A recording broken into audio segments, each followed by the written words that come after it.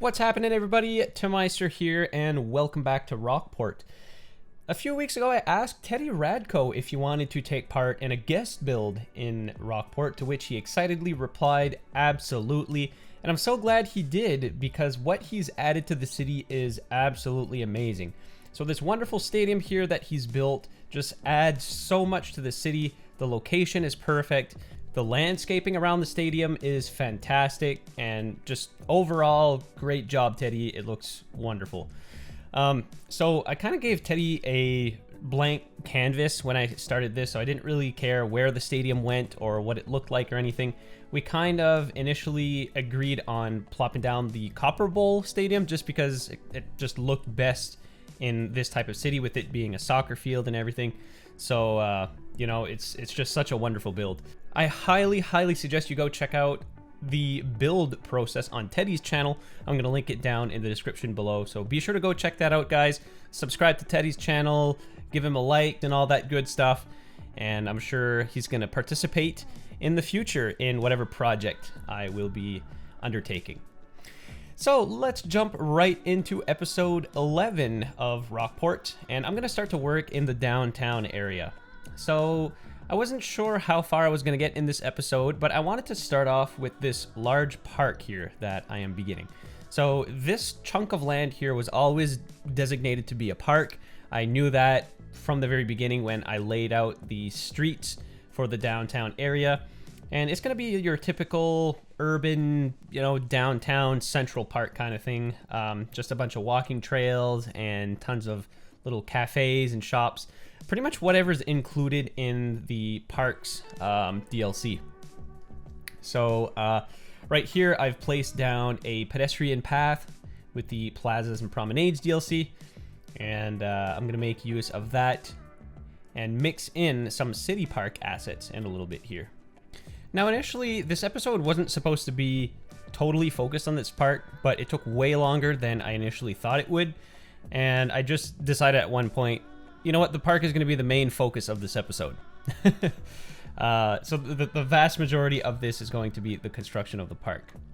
Now, there's nothing too extravagant about it. Like I said, it's just going to be your run-of-the-mill Central Park kind of thing with walking trails and whatnot.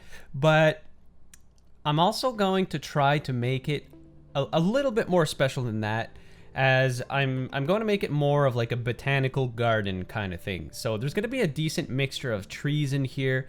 I'm going to make some public grounds where, you know, it's just like some open spaces where people can just lounge around in the grass, as is found in a lot of urban parks. But yeah, I mean, it's going to be a nice part of the city too. And with this park being in such a central location and in one of the more wealthy parts of the city, that means there's going to be a lot of, I guess, high wealth condos and really nice buildings surrounding this area. Just, you know, in real life, most of the time, these urban parks raise the land value around them, which attracts investors and whatnot, you know. So you typically find some nicer households around these kind of things. So I'm going to implement that in the city. We already do have some really nice residents around the park already. You can see in the left part of the screen here, we have some nice condo towers, as is on the right. You know, we have the old district. So overall, this is one of like the nicer parts of town.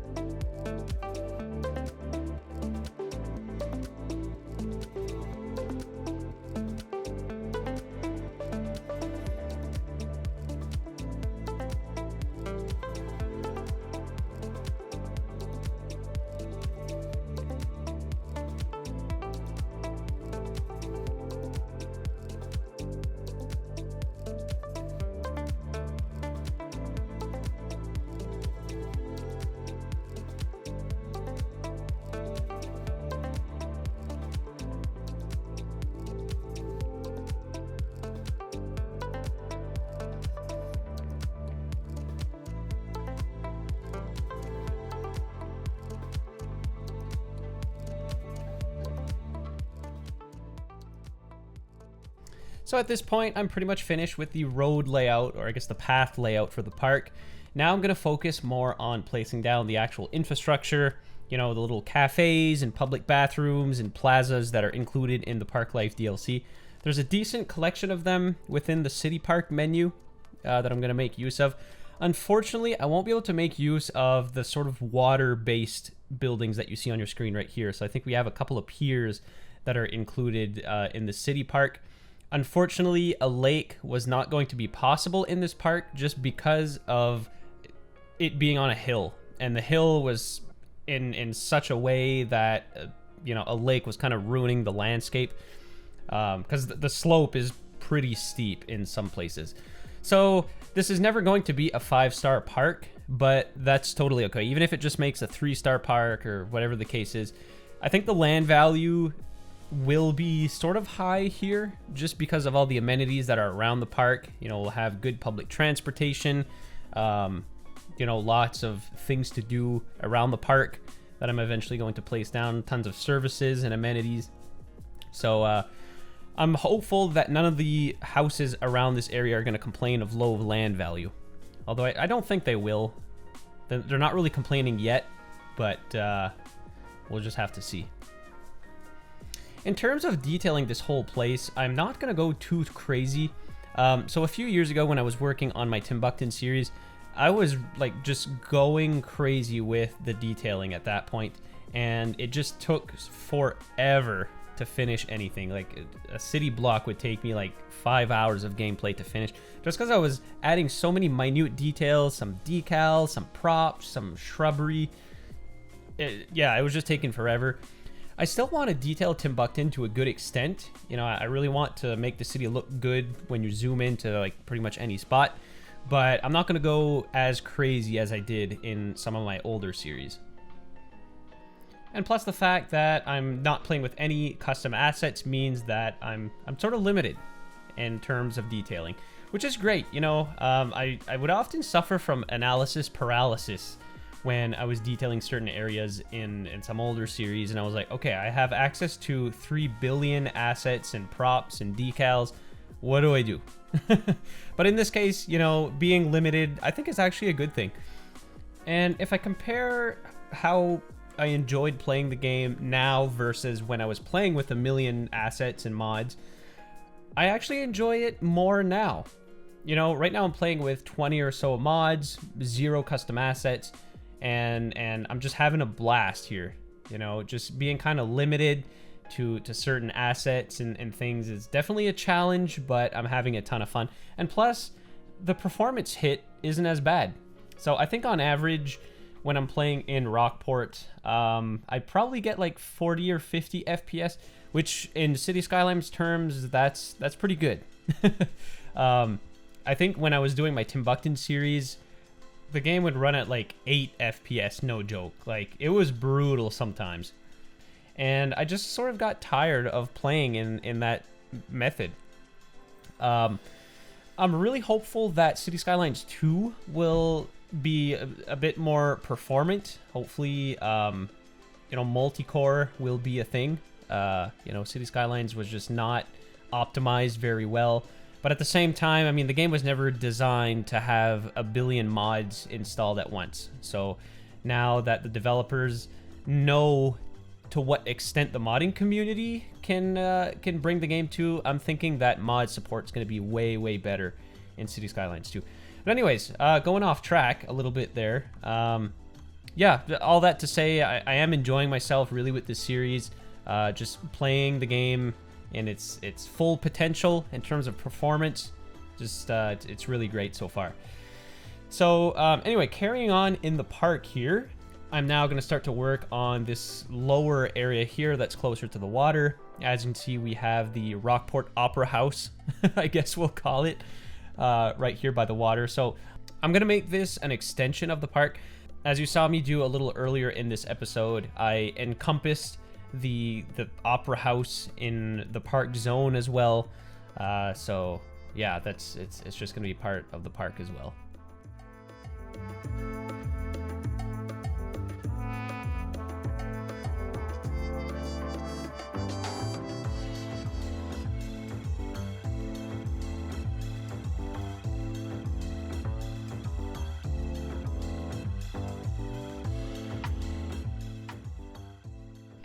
Oh yeah, and here's me just brainstorming with the surface painter tool. I was just kind of gathering some ideas on how I should build the plaza around the Opera House, and I just kind of gave up on it, and this whole thing is just a giant concrete slab for now.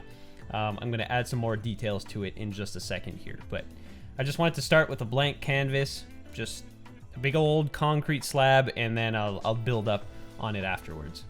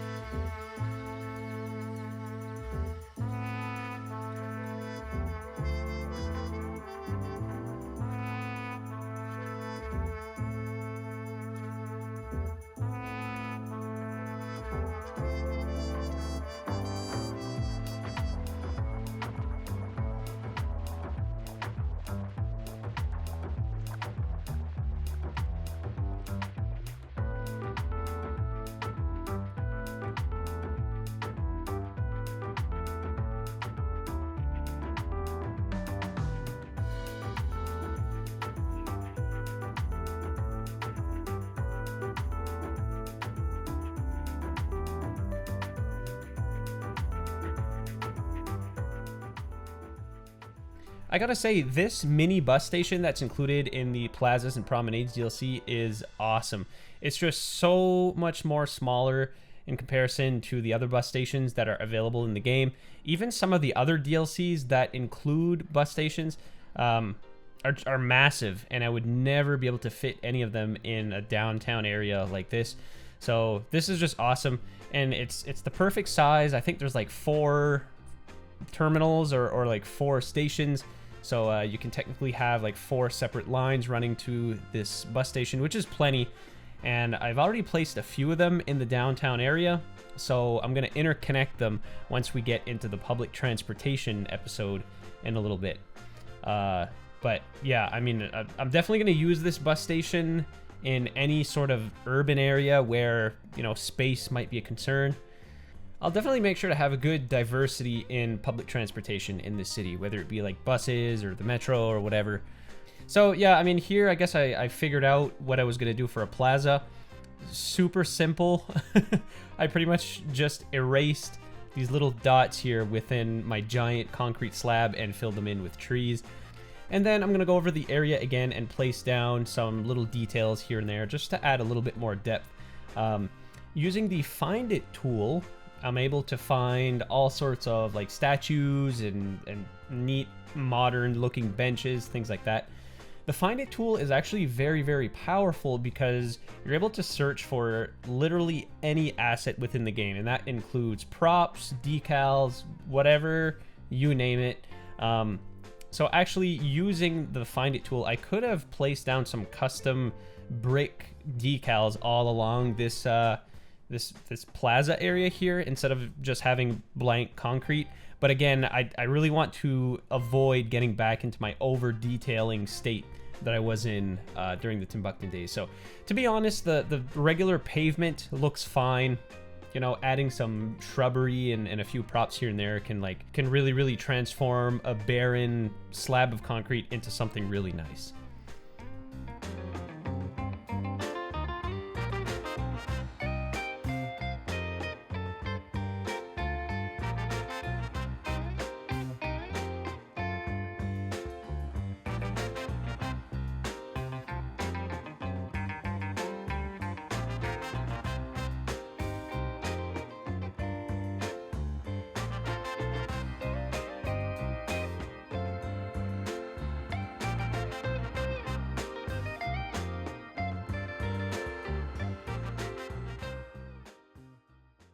Alright, so in this stage of the video, the park is complete.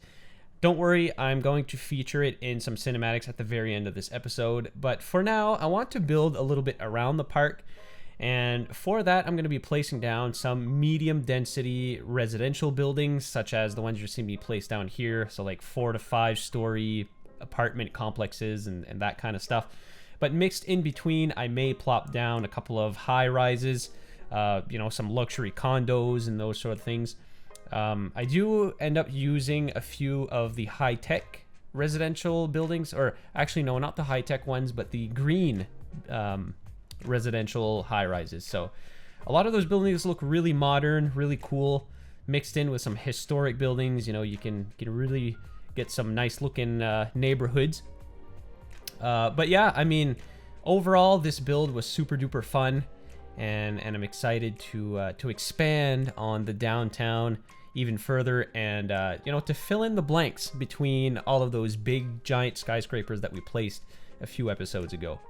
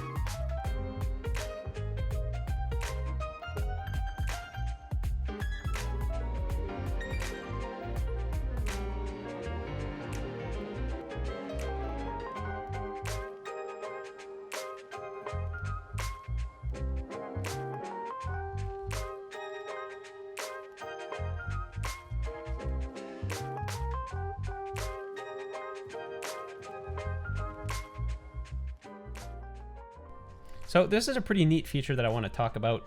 There's 2 mods at play here. Well, I mean, there's about a dozen or 20 mods at play, but anyways, I guess there's 3 main mods that I'm using mostly in this episode. One of which is the Plop All Growables mod, and this allows me to plop any building that would grow in a zone. I'm also using the Find It tool, which allows me to find any building in the game. And of course the Move It tool, which allows me to move any building in the game. And the reason why I'm talking about this is because you can really create some unique cities with these 3 mods.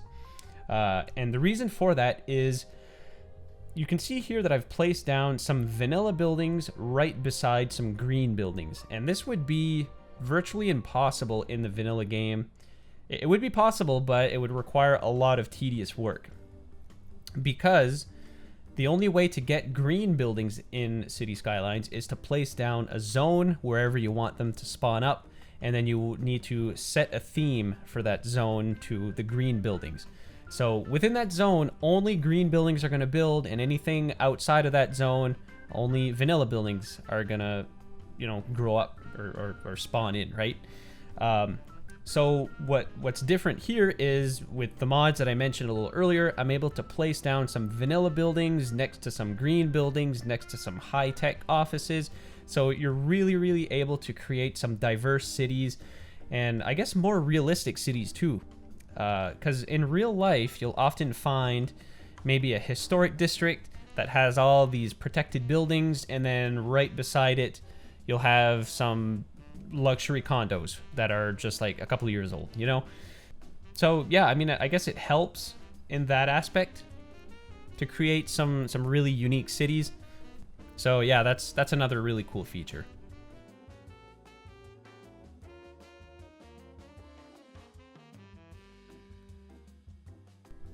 Well, with this episode quickly wrapping up, I guess we'll talk about what's going to happen in the next episode.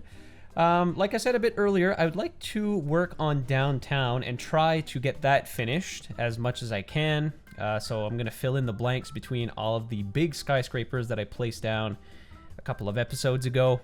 And yeah, try to wrap up downtown as much as I can, and then we can start to work on the surroundings of downtown. But I'm getting a little worried, guys, because I don't know if I'm even going to come remotely close to finishing Rockport before the release of City Skylines 2. Because at the time of making this episode, City Skylines 2 is set to be released in about 2 months, which in City Skylines terms is really not a lot of time. I know some people who have invested literally years into their city. So yeah, it's not a lot of time to finish a city, that's for sure. Even like just plopping everything, it's definitely not a lot of time. You know, it's kind of like Dunswell. I think I've invested almost 2 years now into that city, maybe even more. I forget now when I started that city, but you know, I've definitely put in a lot of time into that city. I'm not really worried about Dunswell though, because in its current state, it could be considered pretty much a finished city. You know, I've taken up most of the map at this point, played through most of the DLCs. There's just a couple little things that I haven't showed yet, but you know, for the most part, that city is in a fair state. But you know what, I'm not too worried about it. I'm gonna get as far as I can go, and once City Skylines 2 comes out, that'll be that for City Skylines 1. I mean, let's be real, even with no DLCs and just the base game of City Skylines 2, with the content that the developers are showing every week now for, you know, the last couple of months, there's going to be a ton of content in City Skylines 2. It's going to be awesome. So, you know, I don't know. It's not to say that I'll never play City Skylines 1 ever again. There is a possibility that, you know, maybe in a couple months' time, I will have played through a lot of City Skylines 2, you know, getting the gist of it. Maybe I'll be longing for, you know, that extra content that's included in all the DLCs and whatnot. Maybe I'll fire up City Skylines 1 again. Let me know down in the comments, guys, how you feel about that. Will you continue to play City Skylines 1 when City Skylines 2 is released? Are you planning on getting City Skylines 2 on launch day, or are you thinking about waiting it out a little bit? Let me know, guys. I'm curious to see what you guys think. I, for myself, am super duper excited for City Skylines 2. Yeah, it's gonna be amazing. Hey! Psst, psst, psst. Why did you fess up? No, you got more.